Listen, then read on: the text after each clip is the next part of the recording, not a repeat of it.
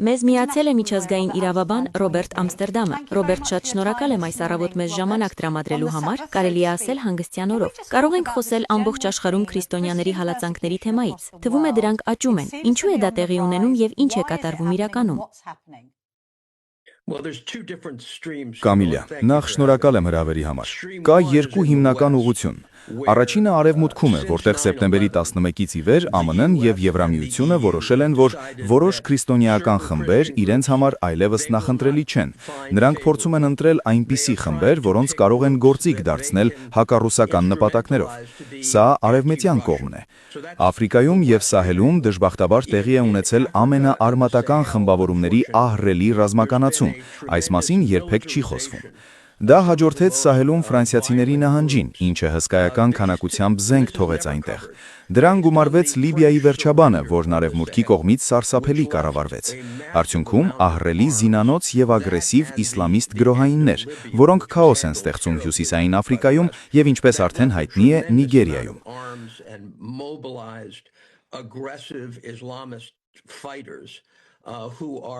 Wreaking havoc across northern Africa and as has been covered in Nigeria as well.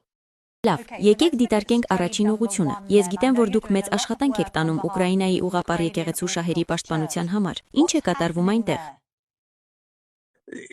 To be frank, in Ukraine Անկեղծ լինեմ, Միացյալ Նահանգները դեռ 2014-ին որոշեց, որ պետք է կործանի հազարամյա պատմություն ունեցող Ուկրաինայի ուղղապառ եկեղեցին, քանի որ կարծում էին, թե Մոսկվայի հետ կապերը չափազանց շատ են։ Ես մի մարդ եմ, ով շատ խիստ պայքարել է պարոն Պուտինի դեմ, ուստի երբ ինձ խնդրեցին ներկայացնել իրենց շահերը, ես պատերազմի ժամանակ մեկնեցի Կիև, որպեսզի անձամբ հետաքննեմ ամեն ինչ։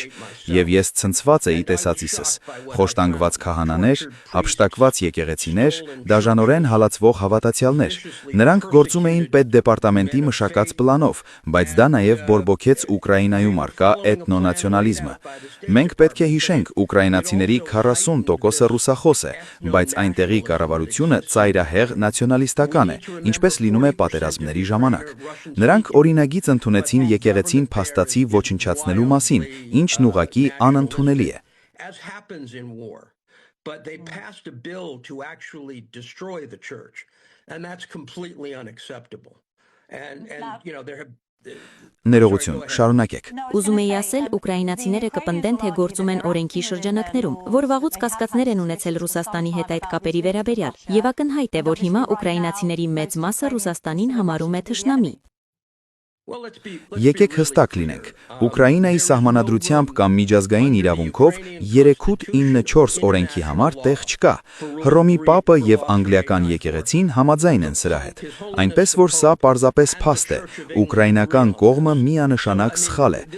Անկեղծ ասած, լինելով այնտեղ, հանդիպելով այդ քահանաներին եւ տեսելով այդ ավերածությունները, դա ուղղակի աներևակայելի է։ Պատերազմի ժամանակ դու պետք է միավորես ժողովրդին։ Նույնիսկ բոլշևիկյան դարաշրջանում երկրորդ համաշխարհայինի ժամանակ Ստալինը միացավ եկեղեցուն։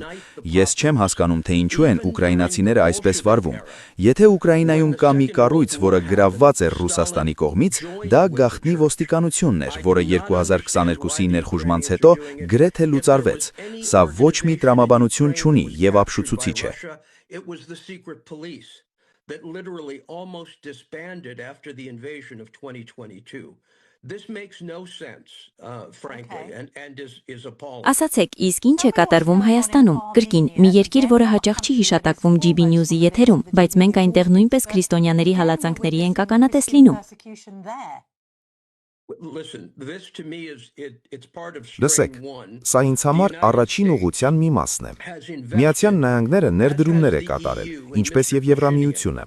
Ու պարոն Փաշինյանը, ով սկսեց որպես պոպուլիստ, բայց դառնում է ավտոկրատ, զավթել է իշխանությունը, կործանելով ժողովրդավարությունը եւ թիրախավորելով հայ առաքելական Սուրբ եկեղեցին։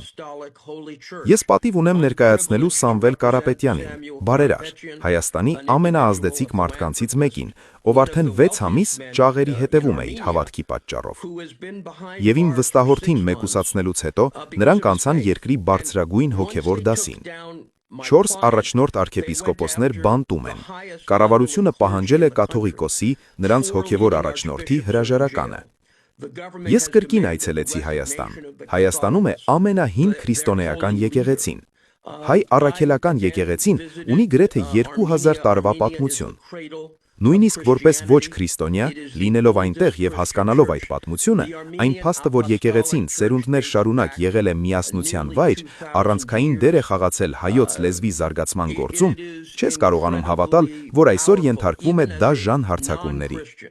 To be there and understand the history and the fact that the church has been for generations a place of unity, central to the development of the Armenian language, and yet today is under brutal attack. Հայաստանի դեպքում սա եւ պատմական հարց է եւ արդի իրողություն։ Անցնենք երկրորդ ուղղությանը, Ռոբերտ։ Մեր երկրում մեր մտահոգություն կա իսլամիզմի աճի վերաբերյալ, բայց այն տեսարանները, որոնք Սուդանի պես երկրներում են, հարց են առաջացնում։ Իսկ սևամորթ քրիստոնյաների կյանքը նշանակություն ունի, ինչ է կատարվում այնտեղ։ Սարսափելի է։ Գիտեք, պարզապես բառեր չկան նկարագրելու համար։ Սուդանը ավելի քան 91%-ով մուսուլմանական է, եւ դժբախտաբար այս քաոսի մեջ ազատություն է տրվել ծայրահեղ արմատական իսլամիստ գրոհայիններին։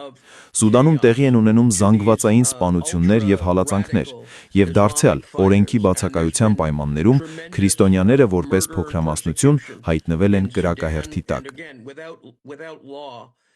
Christians as a minority are in the firing line.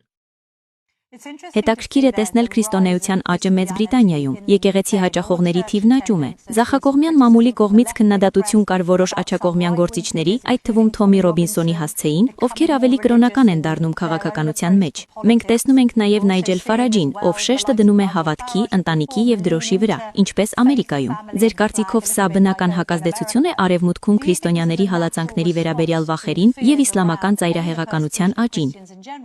That be the rise of Islamic extremism, not just in the UK, but across the West.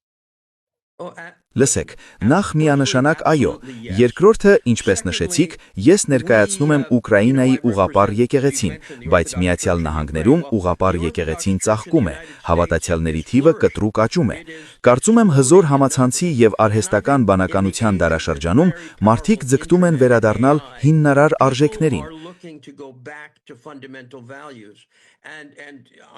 Ես հրեա եմ եւ հրեա համայնքում նույնպես դեպի ուղղապառություն շարժ կա։ Մարդիկ փնտրում են կայունության որևէ ոլորտ մի կյանքում, որը ավելի ու ավելի անկայուն եւ անկանխատեսելի է դառնում։ Մեր երեխաները մեծալում են առանց այդ լավատեսության, որով իմ սերունդն է մեծացել։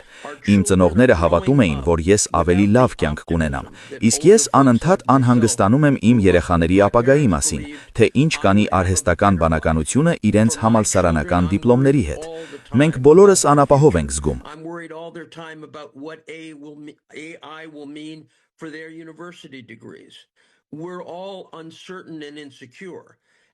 Ես ողջունում եմ քրիստոնեության աճը, քանի որ նա մարդկանց կապում է հիմնարար սկզբունքների։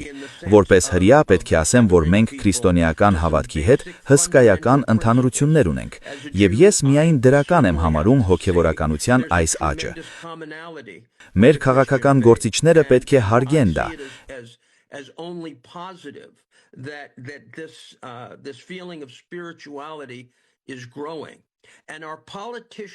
ԵՄ-ն ֆինանսավորում է կրոնի վրա հարձակում Հայաստանում, ԱՄՆ-ն ֆինանսավորում է հարձակում կրոնի վրա Ուկրաինայում։ Սա պետք է դադարեցվի։ Լավ, ես պարզապես պետք է նրանց պատասխանելու իրավունք տամ, եթե ցանկանան, քանի որ նրանք հավանաբար կհերքեն դա, բայց այս նոտայի վրա էլ կավարտենք։ Ռոբերտ Ամստերդամ, շնորհակալություն, քանի որ դուք Սուրբ Ծննդյան շեմին շատ դրական շեշտադրում արեցիք։ Հրեա մարդը պայքարում է հալածվող քրիստոնյաների համար։ Կարծում եմ Սուրբ Ծննդյան ավելի լավ ուղերձ չէր կարող լինել։ Շատ շնորհակալ եմ ձեր ժամանակի համար։ Շատ շնորհակալություն։ Շնորհակալություն։